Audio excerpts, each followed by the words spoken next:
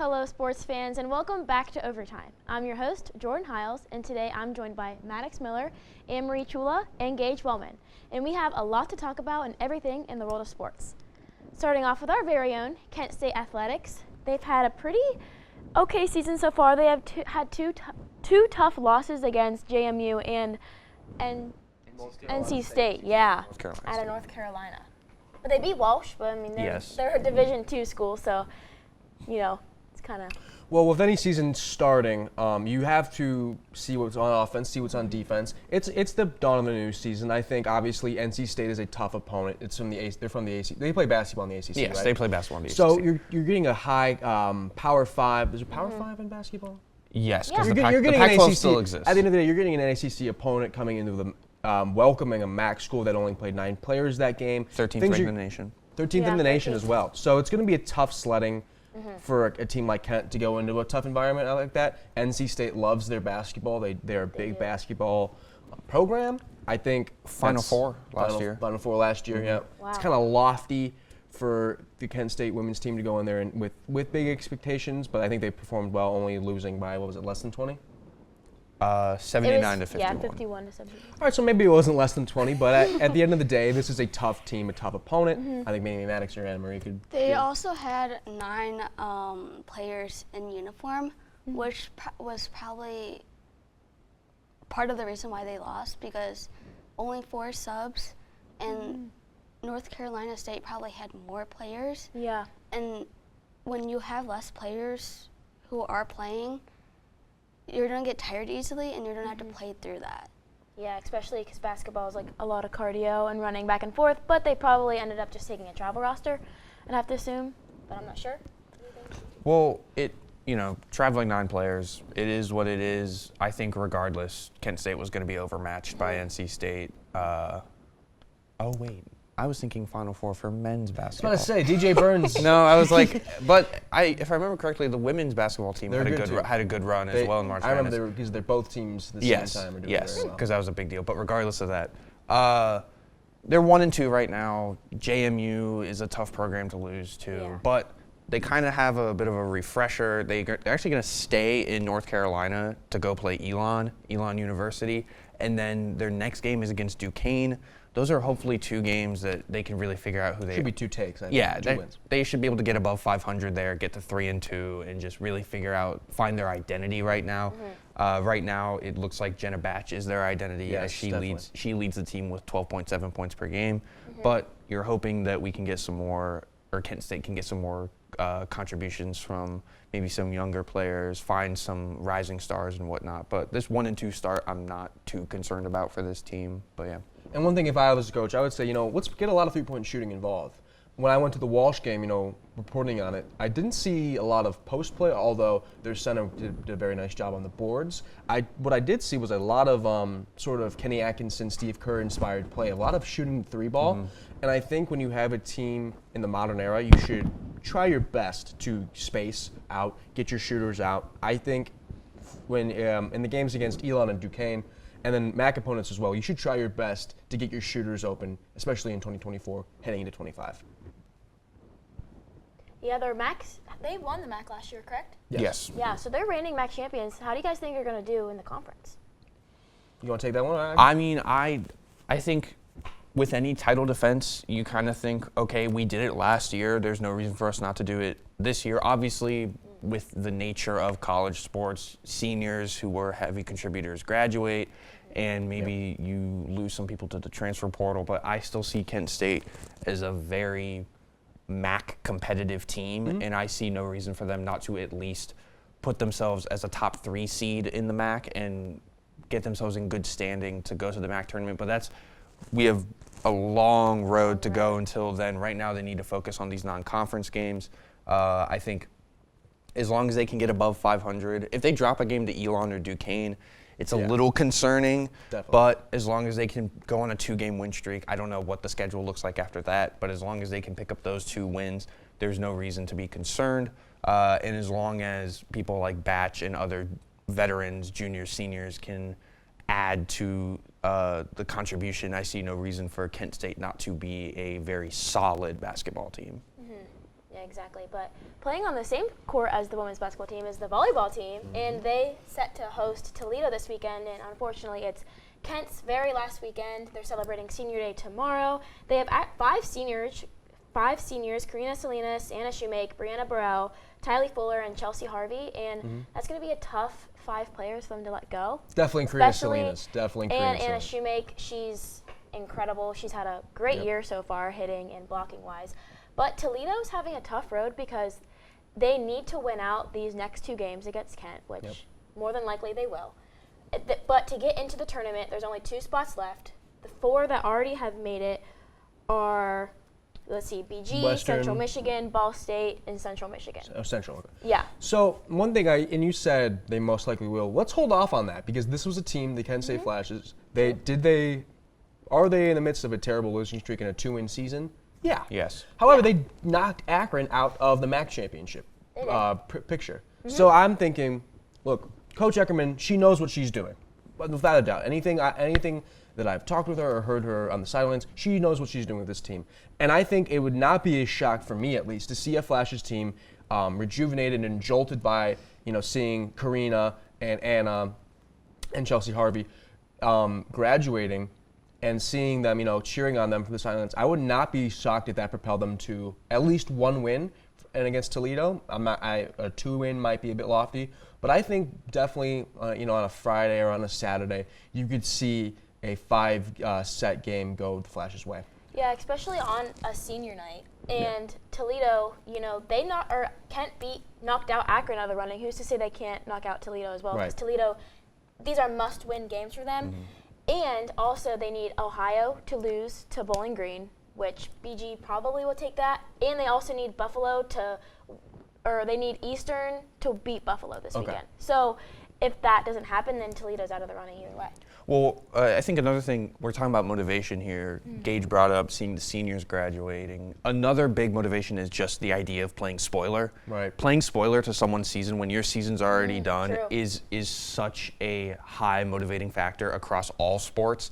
When you're in the middle of a slog, you're in the middle of the season for Kent State, it can kind of be hard to motivate, but when you're at the end and you see, if we beat this team one time, we end their season and we can drag them down with us, that is such a high motivating factor. Now, motivation can only carry you so far. It needs to lead to production on the court. But I do see, while some people may look at this team and say, they're 2 wins, they're dead, they're not going to show up in these last 2 games, I think it's the complete opposite. They're going to give it everything they got. They're going to go all out and try and get the win for their seniors, end the season on a high note to try and look towards the future, and play spoiler to a MAC foe. Yeah, that's exciting. Definitely, they're done this season. If they can knock out Toledo, I'm sure that'll be just an amazing feeling for them. I was honestly going to say that Toledo was going to win, but I'm changing my mind because senior night, I feel like you guys are right. Like, this will be motivation for the seniors who are leaving. So I think they're going to pull out the win and hopefully knock Toledo out. That would be another motivation, just to try to do something. Even though they've only won 2 games, they could upset Toledo. Yeah, exactly. They beat Akron. I'm pretty sure Toledo split with Akron earlier in the season. Or it was one of the 2, but they have a Similar fair chance. teams. Yeah, similar. On very the outside similar. looking in, needing some others. And I think Toledo has just too much wrapping against them. Even if they were to beat Kent State, there's just too much, if this team loses, if this team wins. I think that, heading into a mindset, especially, I think this is sort of a trap game for the Rockets. Because you have, you said we need Ohio to lose. Ohio right? needs to lose both. Yep. And then Eastern needs to take one. Buffalo. So that's a lot, right? Yeah. That's a lot for a team to think, all right, well, that they put the pressure, well, we couldn't possibly lose to Kent, right? They only have 1 MAC win. Yeah. I think we're going to see a split between the Rockets and the Flashes, definitely. Toledo, I was looking at their schedule earlier. They're on like a 4 or 5 game losing streak right now. So Yes, they are. They've lost their past 5 games.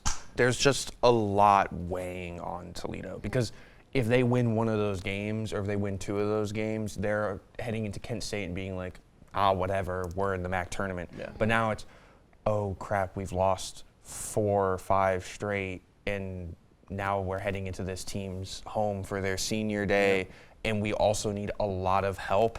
This is looking good for the Flashes. Trap game. Yes. Trap game potential for sure. Unfortunately, we are past halfway through college football season, and we are going to recap the season so far, but we'll dive into that after this. Hello and welcome back to Overtime. We have some awards to give out. Best team, biggest disappointment, and biggest surprise. I'll go first. I think the best team so far would have to be Ohio State. Even though Oregon is ranked number 1, we get it. And they beat Ohio State. They beat Ohio State by 1 point. It was a close game. I think Ohio State just had a rough start. Who's Ohio State's quarterback? Will Howard. Will Howard. He slid. When he slid, I was like, what is he doing? Does he not know how to play football? But I think he wasn't watching the clock. But I think I'll just have to give it to him. They just caught him on a bad time. Who do you think your guys' best team is? I think the best overall team. It was looking like Georgia before last weekend. Yes. It was looking like, on paper, if I saw the Georgia Bulldogs and the Oregon Ducks in the game, I would pick Georgia. But you can't do that anymore because Mississippi knocked off Georgia. I think the best overall team in this country. It's tough. I guess we both definitely made that face again. Yeah. But if the Buckeyes and the Ducks rematch, I think that Ohio State would take that game. I don't know if they would. It's tough because Oregon was playing in Eugene, and that home field advantage is massive. Where it's what happens if it's at a neutral site? Or what happens if that ref, sticks his nose out of the business? That was not offensive pass interference. Sure, but no way you can shake it. And look, and Jeremiah Smith does that move on the regular. They even said on the broadcast it was Clatton Johnson. I think it was the Nebraska game. Yes, it was, because that was the game right after Oregon. And Jeremiah Smith did the same push-off move. Yeah. Does the same push-off move. And that wasn't called OPI. I think it was a terrible call at a terrible time. And although we made that weird face because on paper you're like, why wouldn't it be Oregon? I agree with Oregon. Mm-hmm. I think another contender for best team is Texas. I'm not saying they are, but I'm taking them over, Penn State. Yeah. Yes. I'm taking Texas over. I'm probably taking them over Indiana. Until Indiana really proves themselves, I'm taking Texas over them. They have to go over Georgia now, even though Georgia beat them. Georgia has the 2 losses now. Alabama is a really weird team right now, but they dominated LSU. But definitely still in the mix. Milroe looked great. I think Oregon being undefeated, that in itself is a big booster. They beat the second best team in the country, and they have one of the best quarterbacks in the nation with Dylan Gabriel, who's 8th in all of college football in passing yards. Right. Wow.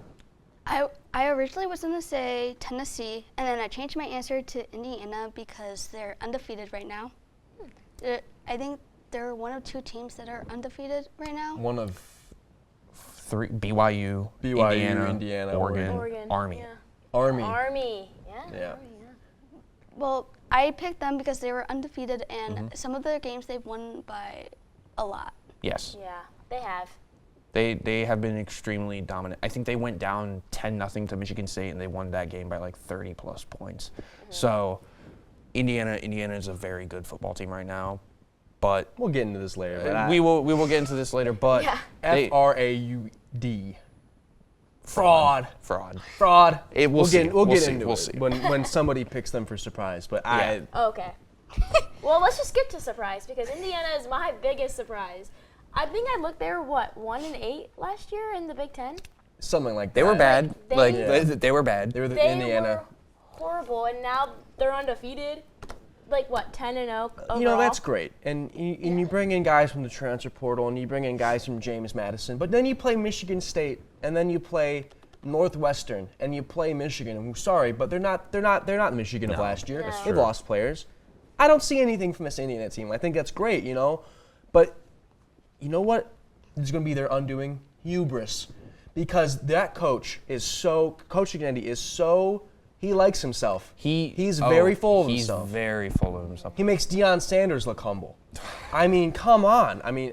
Great. You were a great coach at JMU. And what was the other one? He coached a different I don't know. FCS school. I can't remember off the top of my head. But no, he coached another FCS school, and that's great and all. Buckeyes by at least 14 easily. They got they have. and then who knows? Maybe Purdue plays spoiler. I don't think that'll happen, but I don't see Indiana making it out against Ohio State. Is it IU? Is it IU, OSU this week? Next weekend? Okay, because they have In Purdue. Columbus. They have Purdue in Yep. Columbus. In the shoe. I do think my biggest. Sorry, do you want to go surprise? No, I was just gonna say Curtis Rourke is 4th in the Big Ten in passing yards. He's having a good season. He's having a good season. I'm just saying. But I know I agree. I do have a different biggest surprise, but we can wrap up Indiana first, and then we'll get to. No, yeah, you just say it. What's your biggest surprise? Army. Yeah. 24th ranked Army. It's a military school. They're rarely good at football. Navy was having a very fun season, but that's kind of got off the rails a little bit with a loss to Notre Dame and a loss to Rice. Army could finish with 2 1,000-yard rushers. Their quarterback, Bryson Daly, 1,062 yards, and running back, Kanye Udo, 856 yards, and they have 3 games left. Their biggest test is they have number 8 Notre Dame on the schedule next. But if Army gets it done, we're talking there's your group of 5 playoff team. They still have a tough rivalry game against Navy ahead of them, and that game is always just an absolute slog fest. But they'll get through it. Army literally came out of nowhere. Indiana is coming out of nowhere, but I have the 24th ranked Black Knights as my. Really quickly, I'll make this quick. One undefeated team that actually has a shot at winning their conference's championship is BYU. I have the Cougars. Jake Retzlaff, he's looked very solid. He, was that holding penalty against Utah questionable? Yeah, it was. But he capitalized on it. He drove his team down the field, and then they end up kicking a field goal, and they're still undefeated. I don't like Colorado against them. I don't really like any other team, ISU against BYU. Iowa State is on fraud watch heavy. Definitely. They are. I think BYU will take the Big 12 crown, and I think they'll even get a bye, and we'll see them against Ohio State potentially. We'll see them against Georgia potentially, Alabama potentially. Well, now how will that change out? We'll see. Yeah, we'll see. But I do have the biggest surprise being BYU. My biggest surprise is Michigan, because I thought they seemed to be playing really well last year, but then this year they're 5-5. Yeah. Well, going off that, they are my biggest disappointment. Now, it makes me ecstatic that they're doing horrible this year, but they lost their head coach, Jim Harbaugh, J.J. McCarthy. My bad. They've lost a lot of top players, but, they were ranked 9th in preseason polls, and now they're not even in the top 25. Yeah. I mean, it's good for OSU. Yeah. Speaking of top 10 polls, I think me and him are in agreement on this. But it's Florida State. Florida State, you go from barely missing the playoffs. You miss the playoffs because your quarterback gets injured. Mike Norvell cries and cries and cries about it, but then we watch his team get decimated by Georgia, even though a lot of starters weren't playing. They bring in all these guys from the transfer portal, DJ, last name, Uyunglele, and they get ranked in the top 10. They lose to Georgia Tech in the Ireland game, and it's like, oh wow, Georgia Tech, big upset. Yeah. Turns out that's probably Georgia Tech's 4th best win of the season. Because now they are 1-9 with their only win. I didn't know it was that bad. I didn't know. With their only win being against Cal. They have lost to Duke. They have lost to all ACC competition. They are terrible. And they're firing coaches now. Mike Norvell will probably keep his job. But this is one of the biggest downfalls we have seen in a long. FSU had 1 year, and it was that last year with Jordan Travis. But because he got injured, everything's fallen apart. But Florida State's my biggest disappointment. Agreed. Yeah. Well, you guys heard our Overtime's mid-season awards, but let's move to Sunday football. We have the Steelers and Ravens. This is a huge AFC North matchup. It's always been a big rivalry, and I'm super pumped because I'm going to the game. Awesome. And Wow. I can't wait. I think you'll see a win for your team. I think Pittsburgh will take this one. I've been pretty calm. Back in the day, I was a big Steelers hater for sure. But I do think they'll win, and I think they'll go very far this year. I like them a lot. I think when you look at them compared to Kansas City, because I think the Pittsburgh is the second best team in the AFC. I think when you compare them, Buffalo. I was going to say, wait a minute. They're second or third. Yeah. They're second or third. I think when you compare them to KFC, I think Russell Wilson's been playing better than Patrick has. Mahomes this year. I mean, if you said that in the beginning of the year, you'd be like, what? It would be shocking. But Patrick Mahomes has played Meh. averagely. Yeah, He's meh. not. He doesn't even look like Patrick Mahomes. I don't know what's wrong with him, but he hasn't been the Patrick Mahomes as of late. I think the Steelers have an elite defense, similar to the Chiefs. I think their defense is better than Buffalo's. We'll see how Buffalo's offense, stacks up with Pittsburgh's, and Jordan knows this. Buffalo takes care of Pittsburgh in the playoffs. But this year, I think is different. I think Russell Wilson has a chip on his shoulder. I like Pittsburgh. I like Baltimore.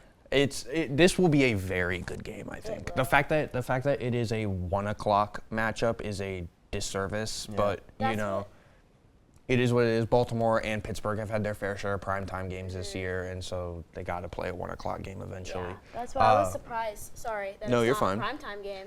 No, I mean, Given that it's such a big rivalry. it is very surprising, but it is what it is.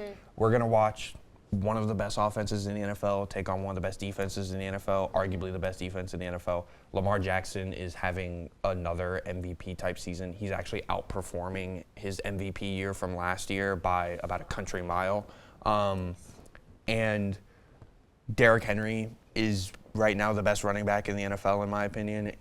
They have such a good offense. The problem is their defense, a team that has prided itself on defense throughout the years, they look lost out there. They looked lost against Cincinnati. They got torched up by Cleveland for a little bit and Jameis Winston. It's really concerning, but I personally think the offense is just this Baltimore offense is going to be the first team that really cracks open this Pittsburgh defense. As long as they can slow down TJ Watt, you're never going to stop the guy, but as long as you can slow him down, I think Lamar Jackson has enough creativity and enough playmaking ability to get Baltimore in the end zone. And I think the defense is playing a Steelers offense that has had its moments. The big Mike Williams touchdown to end the Commanders game was huge. That was. But they still aren't, in my opinion, a top 5 unit or even a top 10 offensive unit. So I think Baltimore's going to take this one. I think both teams have been playing really well this season. As a Browns fan, it hurts to say, but I hope the Steelers win because I don't want the Ravens to win. I think the Steelers have a really good chance of coming out and winning if their defense stops Lamar Jackson and his offense from getting down the field and scoring.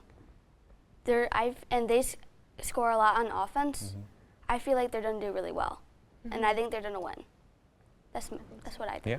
I think the Steelers will win, but let's give out some. We did awards for college football. Let's give out some awards for NFL. Who do you think have had the best season so far? The Chiefs. The Chiefs. The Chiefs. The Chiefs. As well. They're Given. defeated. Oh, sorry. Who do The you Detroit Lions? Okay. Okay, think? what? I was in between the Lions The and Lions Chiefs. who would beat the Chiefs right now, Here, the here, Lions here, who have listen. an MVP front runner, the Lions who have a great 2 running back system, the Lions who have a talented defense. So What are we doing So here? we're gonna look at the prompter and we're gonna read best season so far. All right. Best team, the Detroit Lions are number 2, number 1, flip flop. Best season, undefeated's undefeated. True. Like 9-0 is 9-0. I don't care if they've won every game by 1 point or they went and blocked a field goal to win against the Broncos. I don't care how ugly. Like the Chiefs have had a really ugly, like 2020 Steelers-esque season, or that one Viking, or like the Vikings a few years ago when they kept winning those one-possession games and wanted to lose to New York in the playoffs.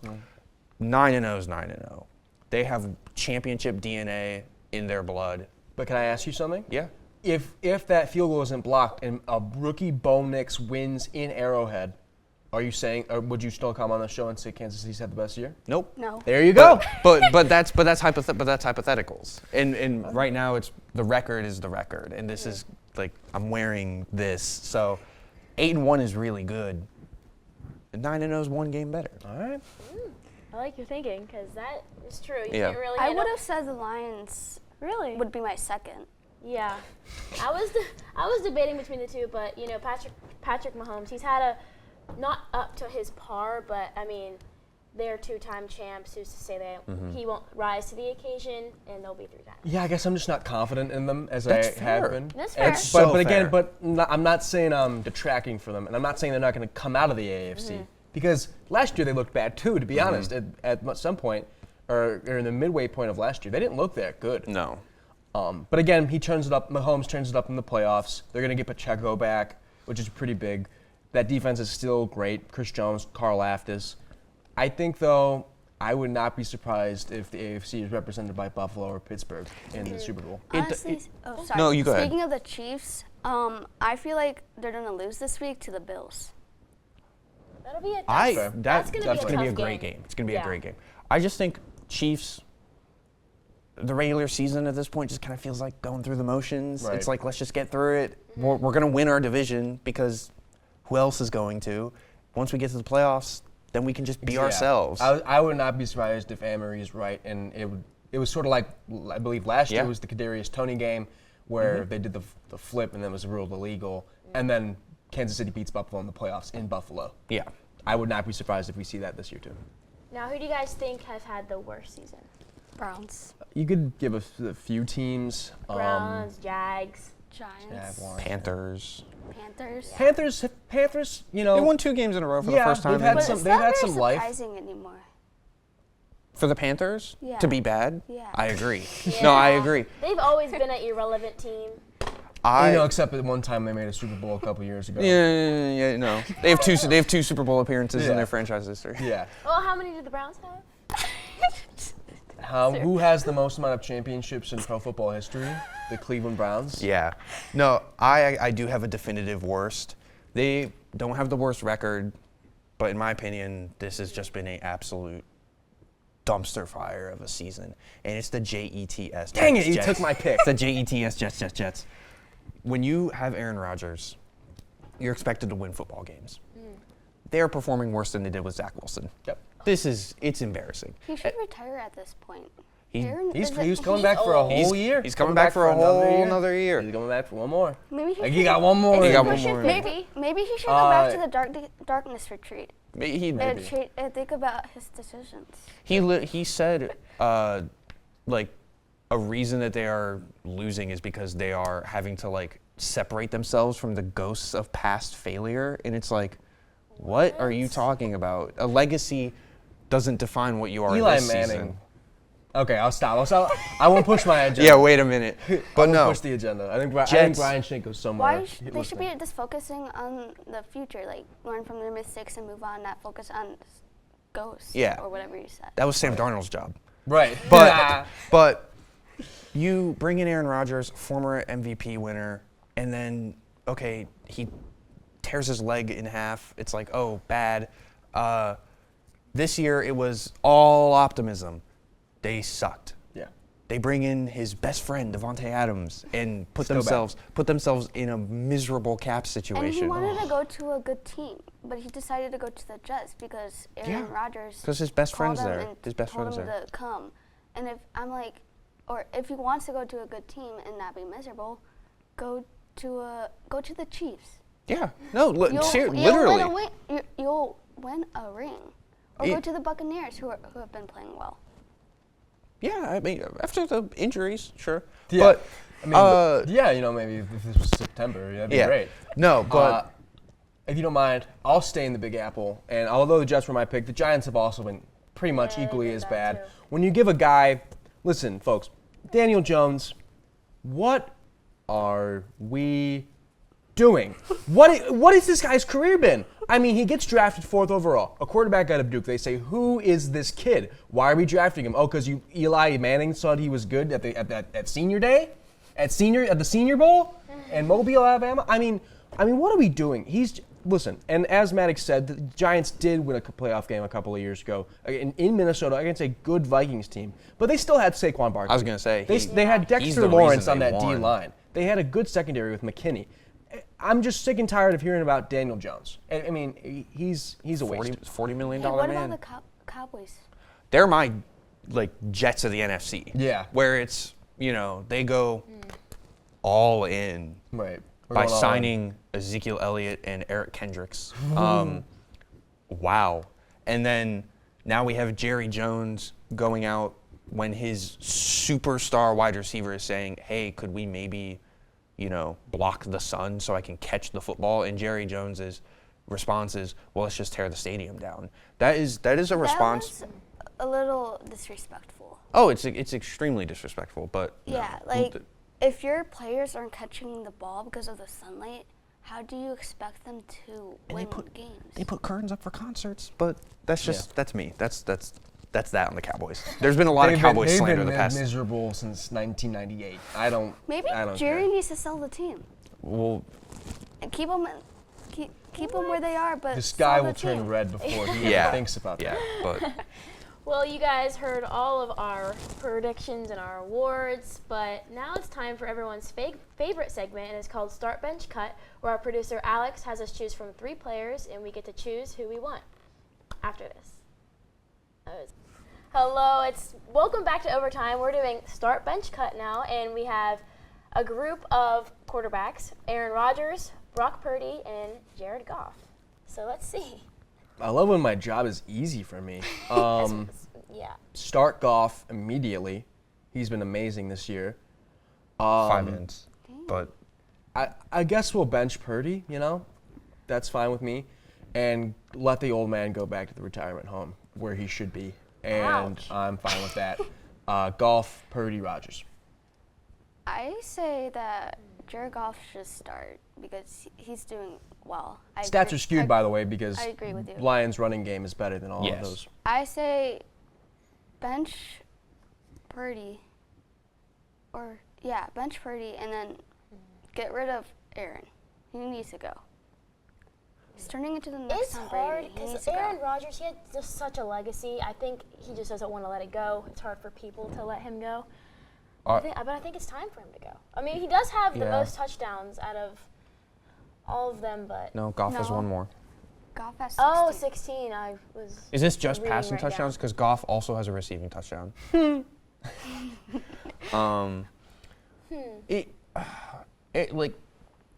I'm gonna give Purdy a little bit of slack. Like a 12-7 touchdown to end ratio isn't spectacular, No. but it's also Brandon Ayuk got Right. injured. Deebo Samuel missed some games. Kittle missed McCaffrey. some games. Now McCaffrey's back in the fold.